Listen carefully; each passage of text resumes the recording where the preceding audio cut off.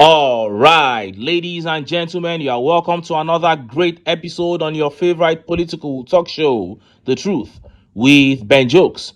Jesu Tega Onokpasa, ex-APC campaign council member, is dead. Wow. Onokpasa was one of the most vocal voices for TINUBU in 2023. But when TINUBU began failing terribly, Mr. Onokpasa turned around and became one of the most vocal critics of this evil administration. Sadly, Onokpasa did not live long enough to try to correct his mistakes properly.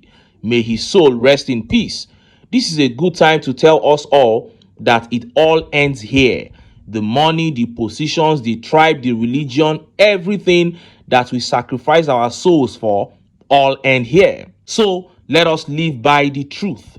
We must stop supporting evil and damaging our souls for things that we will all leave behind when the ultimate one comes calling. As you support the evil group called APC, remember that you won't live forever, and one day you will give accounts before your creator. Since the APC came to power in 2015, this country has been going downhill. Under the APC, we became the poverty capital of the world, from being the fastest growing economy in Africa and top 15 in the world. APC's insecurity took over Nigeria and caused the starvation that we face today in this country. 20 million out of school children under APC and still counting.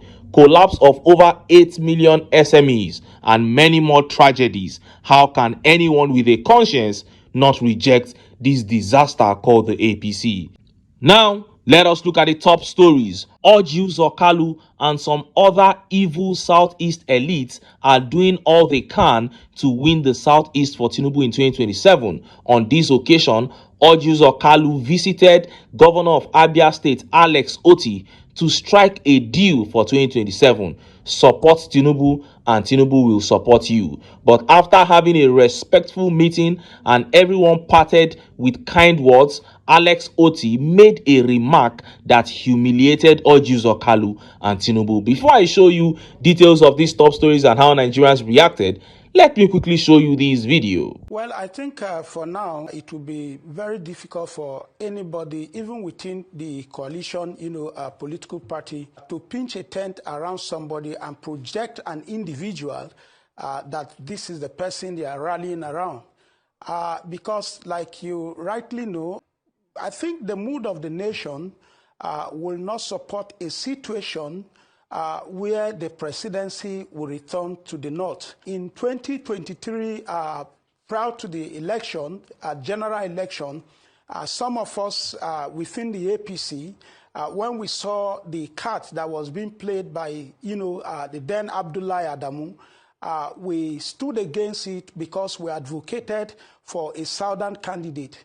And that same card also played within the PDP, which led to the failure of the PDP even till date. The crisis that the PDP is experiencing is as a result of, the post-primary election, that it produces Atiku Abubakar as the flag bearer of the party.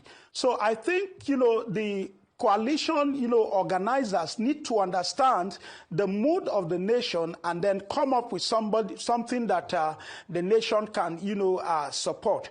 But for now, I think there is nobody will support, no say Nigerian will support the situation where, power will go back to the north. And you see, it's not doable because if you look at the candidate that they are projecting in the north, especially, the top of the list is Atiku Abubakar.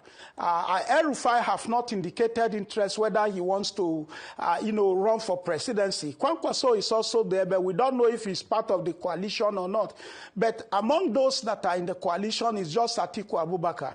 And Atiku Abubakar should be able to tell himself the naked truth. Nigerians rejected him in 2019. Nigerians rejected him in 2023. What is he looking for again? He should know that the verdict of Nigerians stand even in 2027. Nigerians will still express the same verdict over him. So I think the opposition coalition, because It's not as if I'm part of the coalition, but as a progressive Nigerians, I believe in a viral opposition. And I think the opposition political parties need to organize themselves because there is a role they play even in advancing governance in the country. But a situation where we don't see them playing that role is going to be difficult, to hold to account even the ruling party. So I think the opposition, the coalition or opposition political parties need to understand this, that number one, they need to come up with a candidate that will be able to appeal to Nigerians, in terms of regional appeal, to Nigerians, and then, to be able to also understand that if they push forward their interests before the interests of Nigeria, I think this is not going to work. You heard that. And if you can discern properly, you would know that the candidate the interview was talking about was Peter Obi. He didn't just mention the name, but everything he described pointed to Peter Obi. You see, the fact remains that regional conversation must come into discussion anytime Atiku talks about contesting in 2027. If Tinubu was the only southern candidate available, it would have been a completely different case where Atiku would have been able to say, listen, I cannot say because I'm a northerner, I will not remove this evil ruler. But no, we have a southern candidate in Peter Obi who coincidentally is the superior candidate of the three frontliners. If what the North truly wants is a great Nigeria with no discrimination, no insecurity, no corruption, then Peter Obi guarantees all that more than anybody. Even the man in this interview almost called Obi's name. If Northern Nigeria sincerely want to fix the country, they should just join Obi, who already is the nation's favorite. But if anyone wants to go with Atiku, no problem. We will all go to the polls. The most important thing is, will the polling unit results be transferred to the IREV in real time?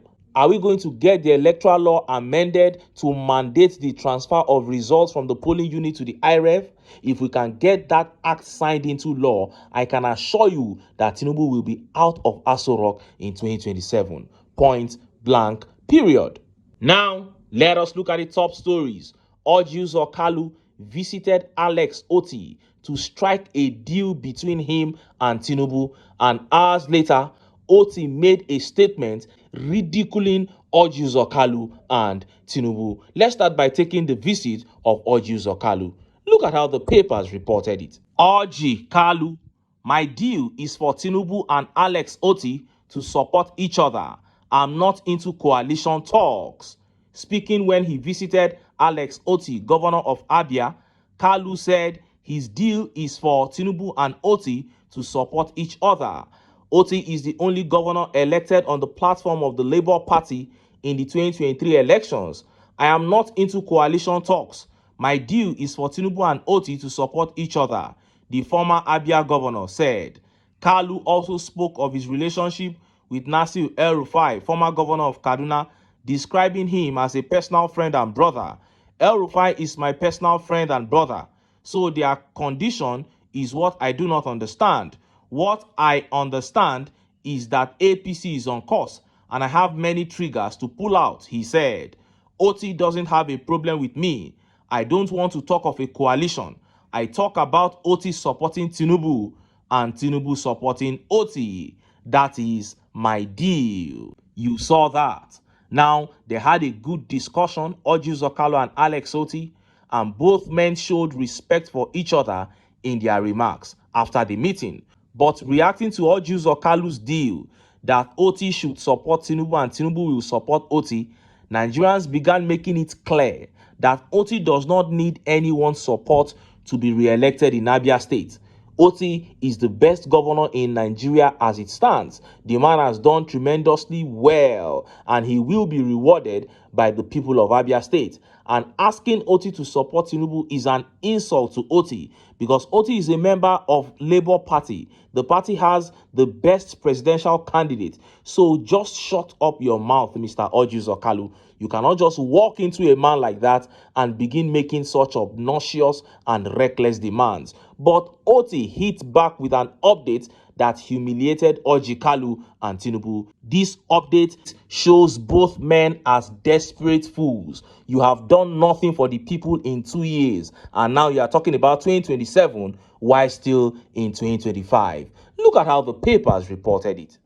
It is too early to talk about 2027. That is like playing God. Governor Alex OTTI. Wow, a thoughtful one there from OTTI, slamming Orji Kalu and TINUBU, who are trying to get him to strike a deal with them for 2027. The man is saying it is too early. We are still far away from 2027. Why can't we focus on delivering for the people while we pray to God to preserve our lives instead of acting as if we own this life? I started this video by talking about the late Jesu Tega on Okpasa. On many occasions, Okpasa said he had withdrawn his support from TINUBU and that he and his team would work against TINUBU in 2027.